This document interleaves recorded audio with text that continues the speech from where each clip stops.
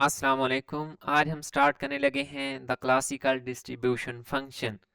जब भी classical distribution function की बात आए तो उसको क्लासिकल समझना है। उसको आप मैक्सवेल बोल्ट्जमैन डिस्ट्रीब्यूशन फंक्शन नहीं कह सकते क्योंकि वो बहुत डिफरेंट है। स्टेटिस्टिक्स में जब हमारे पास बात होती थी तो वो स्टेटिस्टिक्स को जो मैक्सवेल बोल्ट्जमैन स्टेटिस्टिक्स है उसको हम क्लासिकल स्टेटिस्टिक्स कहते थे क्योंकि वो क्लासिकल पार्टिकल्स के लिए थी। लेकिन जो डिस्ट्रीब्यूशन फंक्शन है ये दोनों अलग-अलग हैं। क्लासिकल डिस्ट्रीब्यूशन फंक्शन एक अलग चीज़ है और मैक्सवेल बोल्ट्जमैन डिस्ट्रीब्यूशन फंक्शन एक अलग चीज़ है, जो कि हम मैक्सवेल बोल्ट्जमैन डिस्ट्रीब्यूशन फंक्शन को नेक्स्ट लेक्चर में देखेंगे।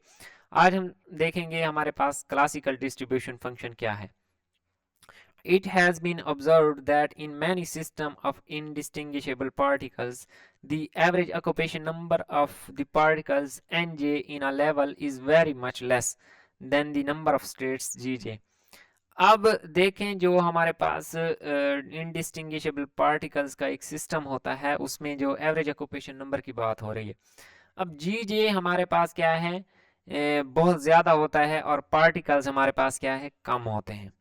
ठीक है, अगर पार्टिकल्स कम हैं और जी जे ज़्यादा है और फॉर एग्जाम्पल पार्टिकल 2 है और जी जे 10 है तो 2/10 हमारे पास एक छोटी रकम वैल्यू है। और पार्टिकल हमारे पास क्या है, काफ़ी सारे हैं और जी जे उनसे कई गुना ज़्यादा है तो ये वाला फैक्टर क्या है, बहुत समाल होगा। ठीक है, यानी मैं जी जे 5 डिवाइड करता हूँ तो 1/5 क्या आता है और मैं 10 डिवाइड करता हूँ तो इसी तरह मैं जी जे की वैल्यू बढ़ाता जाता हूँ और एन जे की वैल्यू स्मॉल करता जाता हूँ तो ये सारा फैक्टर क्या है, स्मॉल होता जाता है।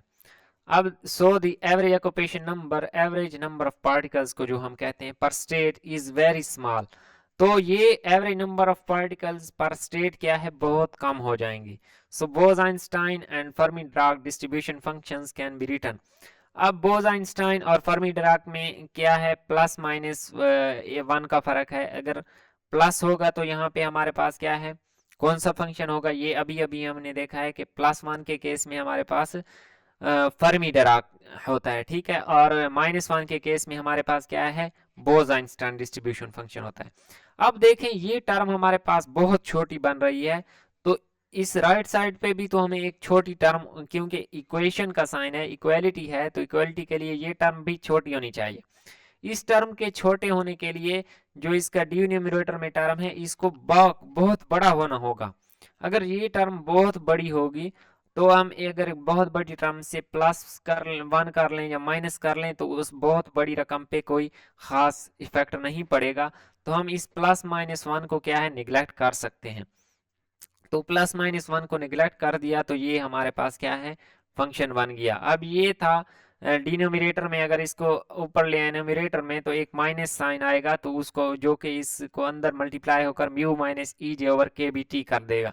ये हमारे पास क्या है, क्लासिकल डिस्ट्रीब्यूशन फंक्शन है। ठीक है, इसको मिक्स नहीं करना with Maxwell Boltzmann distribution function के साथ, ये एक अलग चीज़ है और वो एक अलग चीज़ है। इसकी वैल्यू याद रखनी है, ये आया कैसे है इसकी ये चीज़ भी याद रखनी है। ठीक है, ये हमारे पास था क्लासिकल डिस्ट्रीब्यूशन फंक्शन। अगर किसी पॉइंट की समझ नहीं आई तो कमेंट सेक्शन में पूछ सकते हैं। मिलते हैं नेक्स्ट वीडियो में। अल्लाह हाफिज़।